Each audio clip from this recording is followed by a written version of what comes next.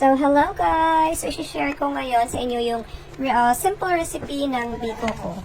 So, ayan, sa mainit na kawali. So, yung gamit ko pala dyan is uling. So, ayan, gumamit ako ng fresh gata from Coco Mama. So, yung malaking pouch. So, coconut cream yung gamit ko dyan.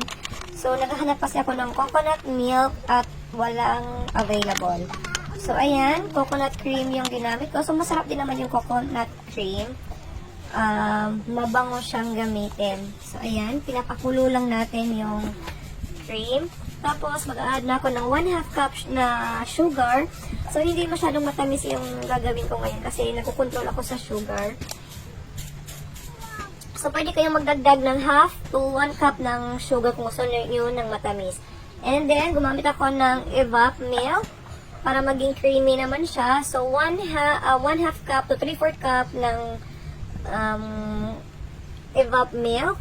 Then, haluin nyo lang mabuti hanggang sa matunaw yung sugar. So, sobrang struggle ko sa pagluto ng simpleng biko ko kasi yung gamit ko lang dyan is uling. So, hindi ko naisip na may kahoy naman pala kami doon. Ba't di naman kasi ako nagkahoy, diba? Tapos, mas maganda yung gamitin nyo na brown sugar is dark.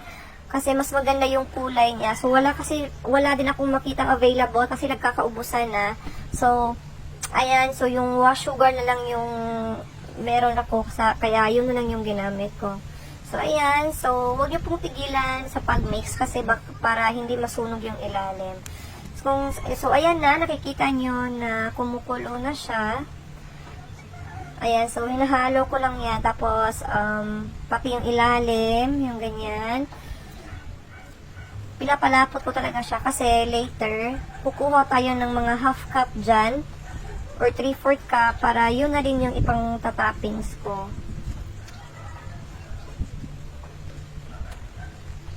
So, ganyan lang. Halo-haluin nyo lang mabuti. So, pwede pala kayong mag-add siya ng pinch ng salt para mabalance lang yung tamis. So, yung ginawa ko naman yan is hindi naman siya ganun katamis.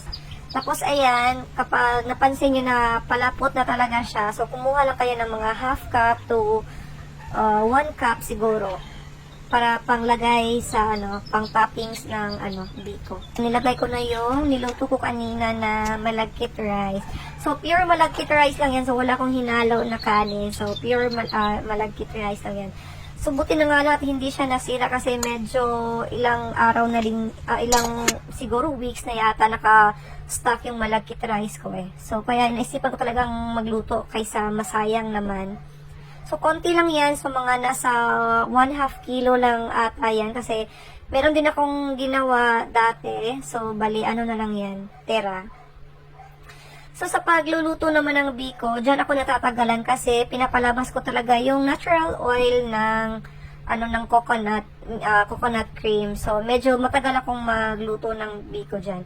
So, ayan, kapag napansin nyo na lumalabas na yung oil sa biko, is pwede na yan. Tapos, nagpahid lang ako sa pan ng oil. Or coconut oil, pwede din. Tapos, ayan, so, ilalagay ko na yung biko na niluto natin kanina. So, mas maganda talaga kung dark yung sugar na gagamitin. So, tulad niyan, medyo maputla talaga siya.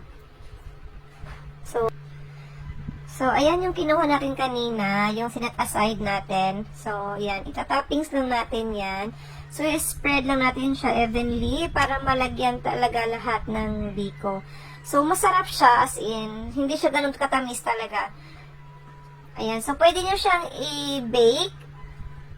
Ayan, so yung ginagawa natin is pwede din siyang pang-bake. Kung wala naman kayong oven, is pwede nyo na din siyang kainin. So, ayan, so ipapa-absorb nyo lang sa, sa malagkit yung sauce sa ibabaw. So, pwede nang kainin. Kung i-bake nyo naman is nasa 180 degrees Celsius. Tapos, time is, nasa mga 20 to 30 minutes lang. So, kung mapapansin nyo na medyo naluluto na yung ibabaw, ayun, so, pwede na yun. So, adjust lang. So, depende din naman kasi sa oven. So, may oven kasi na iba-iba yung temp kasi. So, ayan. So, yan yung pinaka-favorite part ng lahat, yung taste test. Ayan. So, medyo malapot talaga siya. As in, so, Grabe, parang gusto kong magluto ulit. So, sayang nga kasi konti lang yung, yung So, ayan lang guys. So, hanggang dito na lang ako. And stay tuned sa ating recipe kasi papalapit na tayo sa 4K followers. So, ayan lang. Thank you for watching. Bye-bye!